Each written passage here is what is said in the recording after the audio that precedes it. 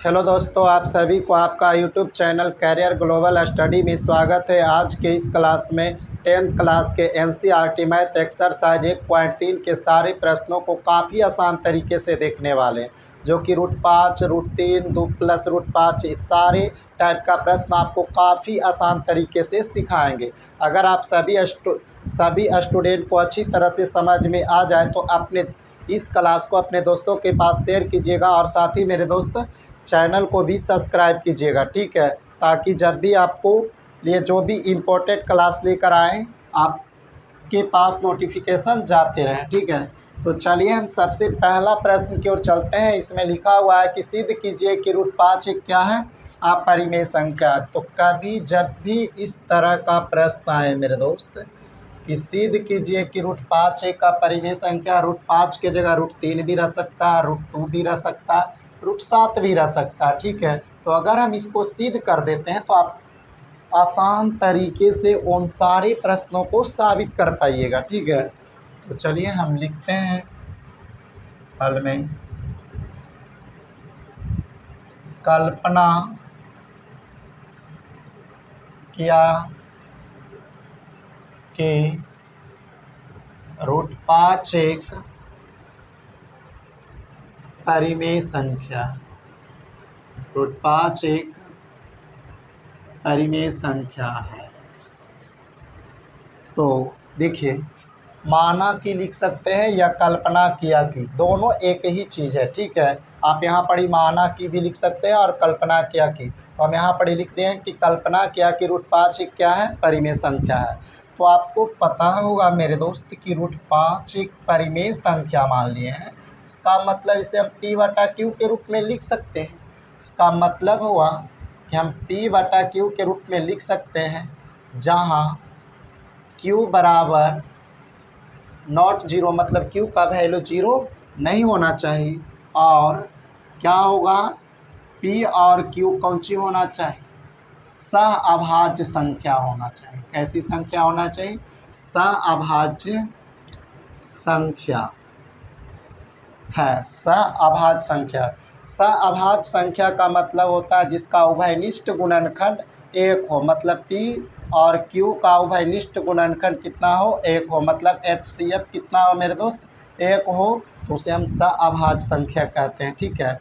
तो चलिए इसके बाद आप क्या करना है मेरे दोस्त, तिरछा तिरछी, इसके हर में कुछ भी नहीं तो कितना है, एक। तो तिरछा तिरछी गुणा कीजिएगा तो आपको आ जाएगा रूट 5 इंटू Q बराबर P²। उसके बाद आप क्या कीजिएगा, दोनों तरफ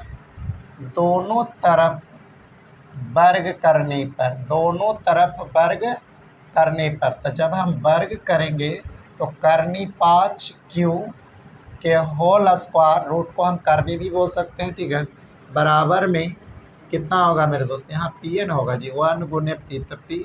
अब इसको हम स्क्वायर करेंगे तो ठीक है, P² होगा।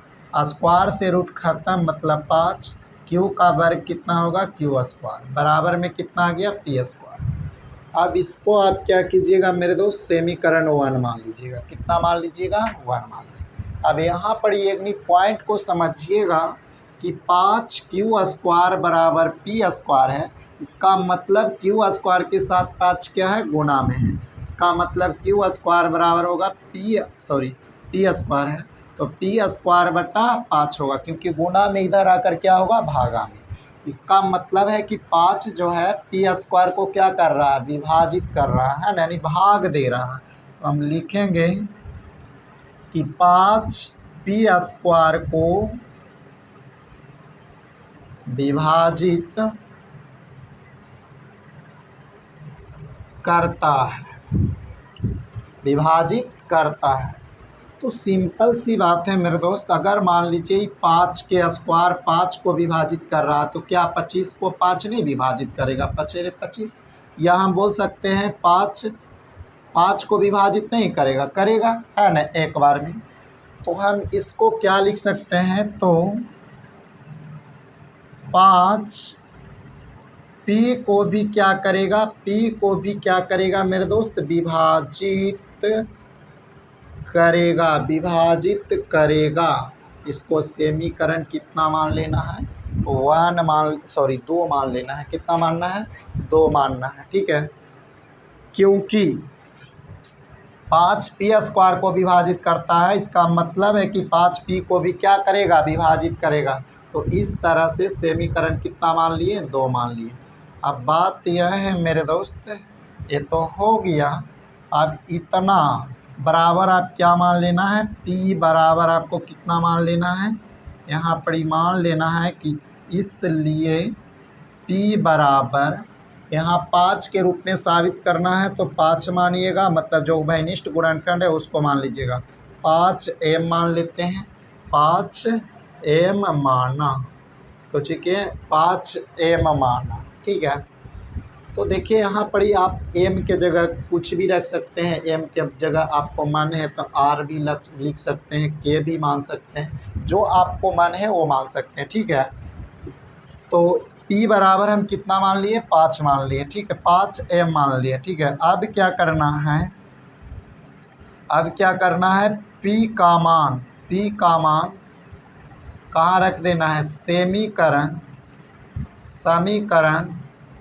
1 में रखने पर, तो समीकरण ये किया है। इसका मतलब है मेरे दोस्त कि 5q² बराबर p के जगह कितना रखना है, 5m, क्या रखना है, 5m। तो कितना हो जाएगा, 5q² बराबर 5×25 m के स्क्वायर। जब बराबर का साइन होता है तो सामना सामनी क्या होता है, भागा, तो 5 से क्या होगा, 25 कटेगा, मतलब आपको कितना आ गया मेरे दोस्त, जब हम इसको डिवाइड किए हैं तो कितना आया है, q² बराबर कितना आ गया है, 5m²। अब यहाँ पर ही देखिए कि 5m² जो है, q² बराबर कितना है, 5m²। तो m² के साथ 5 क्या है, गुना में, इधर आकर क्या होगा, भागा में। इसको हम लिख सकते हैं q² बट्टा 5 बराबर m²। इसका मतलब है कि 5 जो है q² को क्या कर रहा है, भाग दे रहा है, मतलब विभाजित कर रहा है, ठीक है। इसमें हम क्या लिखेंगे कि चूँकि 5 q² को क्या कर रहा है, विभाजित करता है, पाँच जो है q² को क्या करता है, विभाजित करता है। इसका मतलब है कि 5 q को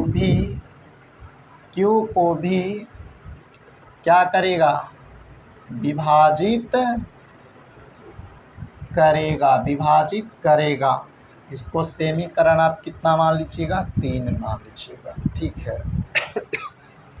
अब मेरे दोस्त समीकरण 1 देखिए और समीकरण कितना देखिए 3। p को भी 5 विभाजित कर रहा है और q को भी कौन विभाजित कर रहा है, 5 विभाजित कर रहा है। मतलब दोनों में देखा जाए तो उभयनिष्ठ गुणनखंड कितना है, 5 है। दोनों में उभयनिष्ठ गुणनखंड कितना है मेरे दोस्त, 5 है। तो लिखना है कि समीकरण 1 तथा 2 से p और q का उभयनिष्ठ गुणनखंड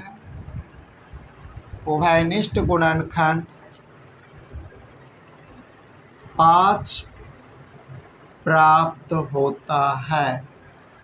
जबकि मेरे दोस्त p और q क्या है, सह अभाज्य संख्या है, और सह अभाज्य संख्या का जो उभयनिष्ठ गुणनखंड होता है केवल और केवल 1 होता है। मतलब HCF कितना होता है, 1। भाई इसमें उभयनिष्ठ कितना मिल रहा है, 5 मिल रहा है। इसका मतलब इसका HCF कितना आ रहा है, 5। इसका मतलब हमारा मानना क्या है, गलत है। लिखना है कि अतः इससे क्या हो रहा है पता है, इससे क्या हो रहा है कि अतः हमारा कल्पना गलत है। इससे सिद्ध होता है कि मतलब कल गलत है, इसका मतलब है कि क्या, ये परिमेय संख्या है, इससे सिद्ध होता है कि, से सिद्ध होता है कि √5 एक क्या है, परिमेय संख्या है। √5 एक क्या है मेरे दोस्त, परिमेय संख्या है। अगर आप मेरे दोस्त 1 से 2 बार आप रिवाइज कर लेते हैं तो आपको फिक्स प्रत्येक वर्ष एग्जाम में 2 नंबर का प्रश्न पूछा जाता है। और यह एनसीईआरटी है। अगर आपको 5 की जगह 3 पूछ दिया तो यहाँ पर 3 लिख ले आएंगे, ठीक है, 3 का वर्ग 9 होगा। अगर 7 पूछा तो 5 की जगह 7 रखते हुए बनाते हुए चला आएंगे, ठीक है। तो यह काफ़ी अपने आप में इम्पोर्टेंट होता है और कई बार आपको एग्ज़ाम में पूछा गया, ठीक है।